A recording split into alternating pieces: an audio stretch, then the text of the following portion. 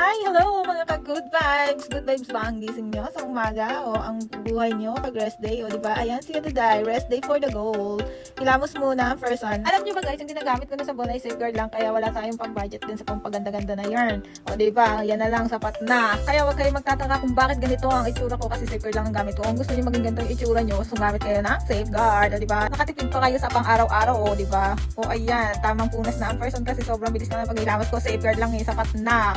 Ngayon nga pala, magtitimpla ako ng favorite kong coffee. Ito daw ay nakakapayat, kaya tinry ko to. Wala namang masama mag-try, diba? O kaya tara, kukuha na tayo ng water para sa pagtimpla natin ng kape. Kaya tara guys, samahan nyo ako. Nakakaisang garapon na ako ng coffee, kaya nararamdaman ko na yung pagpayat ko. Pero pakunti-kunti lang, hindi naman mabibigla, diba guys? Kaya try natin. Try nyo rin guys, kasi napakasarap niya. Hindi siya nakaka-diabetes kasi yung tamis niya tamang-tama. Kaya doon sa mga nagsasabi ng mga marites na ang taba-taba ko daw, humanda kayo sa akin dahil papayat na ako.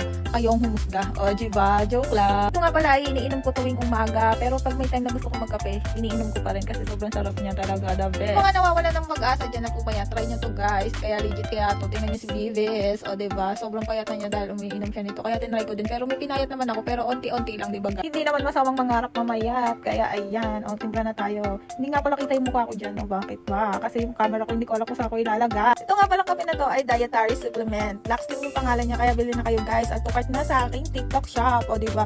Kayo na rin ang humusga sa aking katawan. Dati lumba-lumba ako ngayon. Ang payat ko na onti lang naman guys. Bakit ba? Yun na napapansin ko sa katawan ko na pumapayat ako. Kayo na ang humusga. Total judgmental naman kayo kaya bahala na kayo humusga sa katawan ko. O diba? Bahala kayo dyan. Basta ako feeling ko pumapayat ako. Ayan nga pala yung Laxlim mo. Diba? Sa isang tasa, 4 na scoop nga pala siya guys. Kaya sobrang sarap niya guys. Kayo na bahala magtimpla. O ayan. Kape macchiato nga pala yan guys. Kaya inom na tayo. Sobrang sarap niyan guys. Kaya add to cart. Try nyo din baka pumayat na rin kayo dito guys. Pag inom nyo, please check the yellow basket. Thank you. Bye bye. Follow, like, share. Thank you.